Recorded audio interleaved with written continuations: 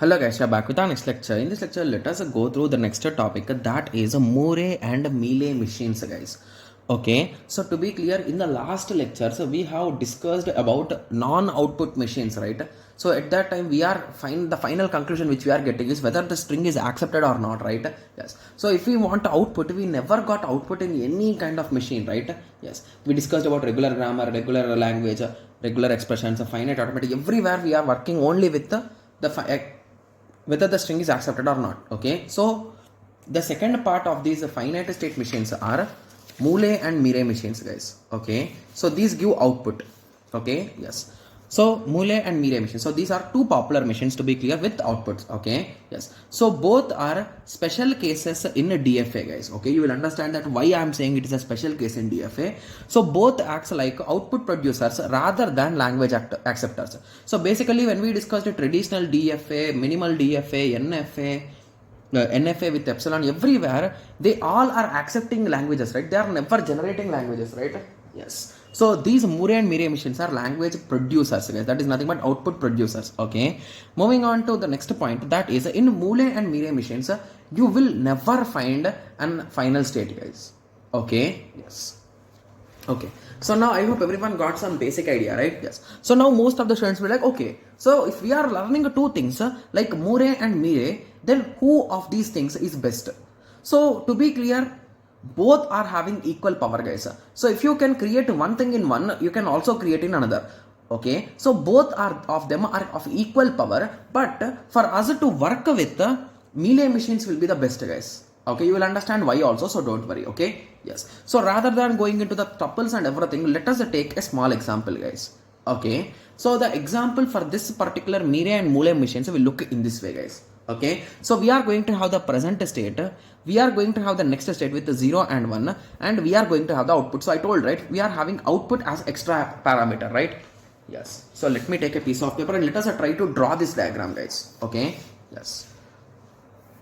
Okay, I don't know why did it focus that much, but now I hope it's clear, right? Yes. So let us start. Okay, yes. So the initial state or the start state is a Q node, and what is the final state? Just give me a second.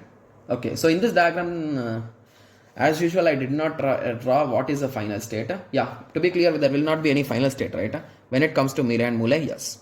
So from a Q node, if 0 is given, I will go to Q3. Okay, if 1 is given, I will go to Q1. Okay, so from Q1, if 0 is given, I'll stay here. If 1 is given, I will go to Q2. Okay, from Q2, if 0 is given, I will stay here. If 1 is given, I will go to Q3. From Q3, if 0 is given, I will stay here.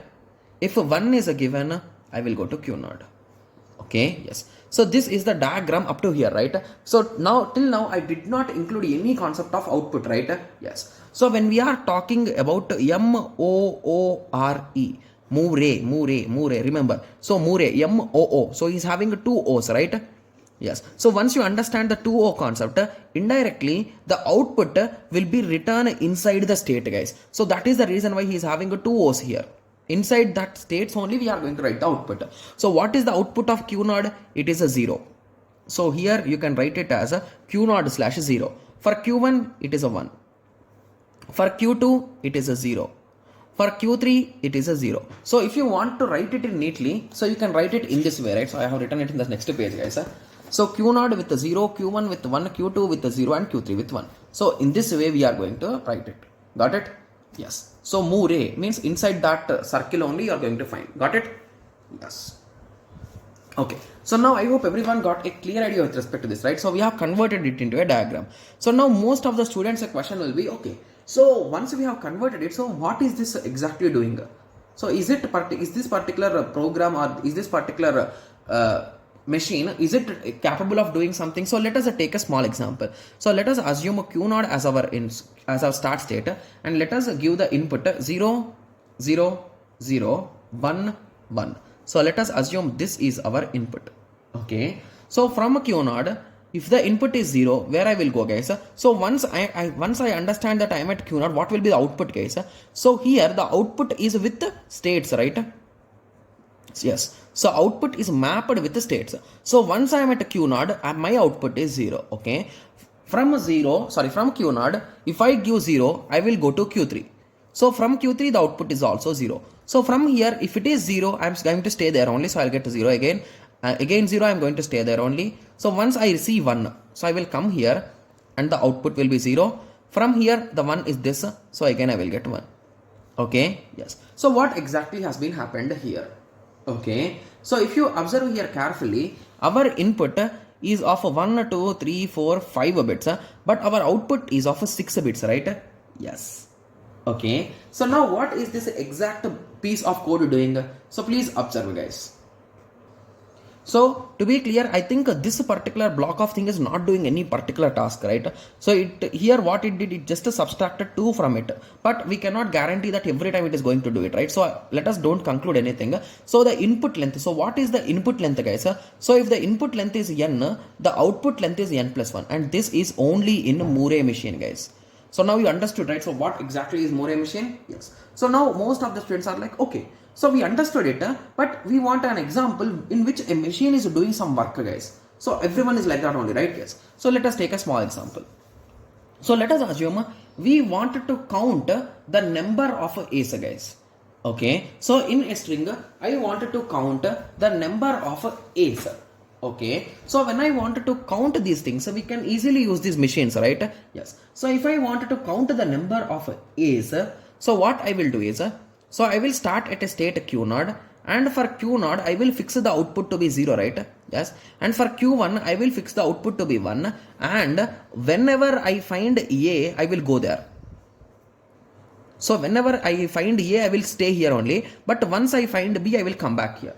And if I find continuous B's, I will stay here only. So indirectly assume our string is A, B, B, B, A. Okay. So first you will start here. So as you are at the first spot, that is a Q node, you will get a 0. So now the input is A. So you will come here and the output will be 1. So now B. So once you read B, you will come here, the output will be 0. Again the output 0. Again the output 0. Again you will go back here as our input is 1. So now input is A. So you will get 1. So again this is a self loop, you will get 1. So indirectly how many times we got 1? 1, 2, 3. So 3 times. So how many A's are there? 3. Got it? Yes. So in this way, for counting problems, this particular Mealy machine will be the best machine, right? Yes. Okay. So this is one more example in which we are trying to count the substring AB, guys. So whenever I find AB, I am going to count it. Okay. So I think everyone wants me to solve it, right? Yes. So let us try what's there in that, right? Yes. Okay. So I wanted to count AB. Okay. So first of all, if I find, so initially my output should be 0, right? Yes. Okay. So once I found A, should I need to increment my value? No, right? I need to find AB. Okay. So once I find A, I'm still going to give output 0 only. But if I find after A, if I find B, I'm going to give output 1 because that I should count, right? Yes. So now let us take all the other cases. So if I assume that AB, so this type of string came. So at that time 2 should be the output, right? So I will return back to this location and I'm going to get the output, right? Yes. Okay. So now what if, so one of the student is like, okay, so we understood from here you give for A, but you did not give for B. So assume that the input is B, B, B, B, A, B, A. So at that time, first you can roam in loop, right? Yes. Similarly, here we are having for B, and assume that there are 100 A's in between. So here also we can roam in loop. Assume that after AB, we got B again. So at that time, B, after that we got AB. So I think it will be better if we come back. So this is B. Got it? Yes. So if you want, you can take some examples and you can test it. Got it? Yes. And remember that for any diagram, you could have many types of for any given question, there could be many types of Mealy machines, guys. So among them, everyone could be correct. Got it? Yes. Okay. So now I think everyone got a clear idea with respect to this, right? Yes. So now let us go through the symbols, guys. Okay, so to be clear, in Mealy machine, we are going to have 6 tuples. I think most of the students thought that there will be 5 tuples only. The only change most of the students have thought that is the output will be swapped with the final states, right? Because there are no final states in this particular machine. So final states will be swapped with outputs and that's all. Everyone thought in that way. But for a twist, here we are having 6 different states, guys. So the first state is a Q. So Q is nothing but is a finite set of states. So in this, what will be Q, guys? So Q is a nothing for this. Q is a nothing but Q0, Q1 and Q2, right? Yes. And sigma. Sigma is a nothing but the input alphabet. So here we are having sigma is a nothing but A comma B. Nice. Yes. And delta. So here delta is a nothing but the output alphabets, guys. So what is the delta here? It is 0 and 1. Okay. Moving on. Sigma. That is a nothing but transition function Q into sigma into Q. So basically what we are doing here, guys. So we are performing Q some state with a particular input and you will go to new state. That's it, right? Yes. So that is nothing but this, right? Yes. And lambda. So lambda is the main character here. So he is the one who is going to take care about output, guys. So is the output function mapping Q into delta. Got it? Yes. And Q0 is nothing but our initial state. Got it? Yes. So now I think everyone got a clear idea about the Mealy machine, right?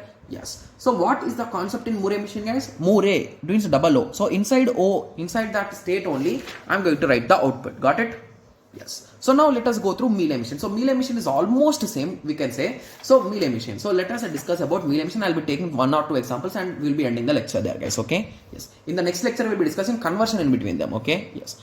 So Mealy machine. So when it comes to Mealy machine, here also we are going to have the same 6 tuples and everything is almost the same, but with a small change, guys. So previously we have fixed the output with the states, right? But how many of you thought that that is not a good idea? So what if we create a diagram in which for arrows or for transitions you can write outputs? That's far better, right? Yes. So that is what Mealy machine says. So please observe this diagram again. So let us convert this into diagram. So we are having states Q1, Q2, Q3 and Q4. So from Q1, if the input is 0, I will go to Q3 and the output for that 0 is also 0. So in this way we will represent it, guys. Got it? Yes. So if the input is 1, the output is 0. So 1/0. From 2, if the input is 1, the output is 1 and we are going to Q1.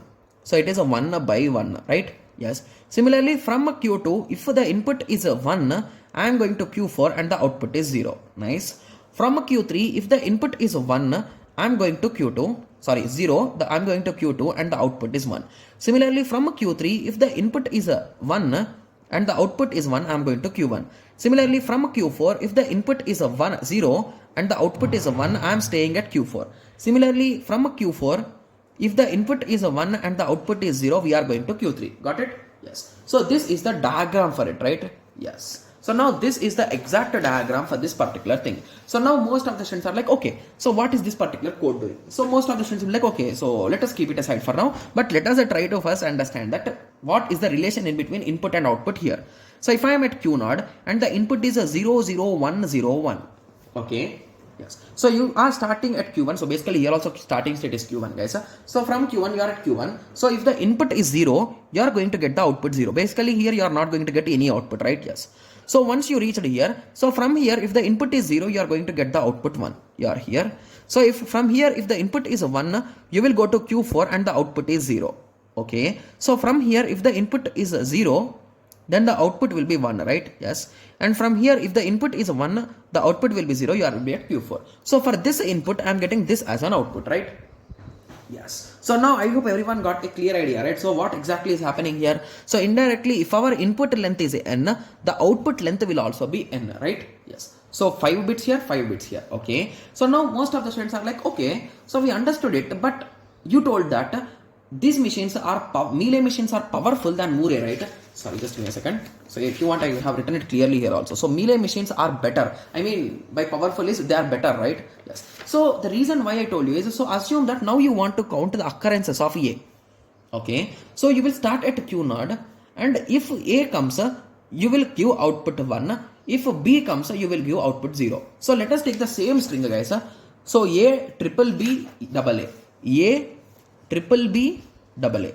So for this I will get 1, for this I will get 0, for this I will get 0, for this I will get 0, for this I will get 1, for this I will get 1. So we started at Q0, we ended at Q0. Got it? Yes. So this is the major advantage right here.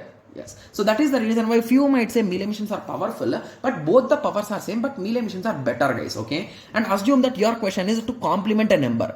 So 1 0 1 0. So from Q0 you will start. If the input is 1, you will give output 0. If the input is 0, you will give output 1. So that's what will happen, right? So 0 1 0 1. So in that way, so everything will be far easier when it comes to Mealy machines, guys. Okay, but the power of both of them is same, guys. Okay, yes, and we can convert this Mealy machine into Moore machine also. That's also possible. Okay, yes. So now I hope everyone got a clear idea on this.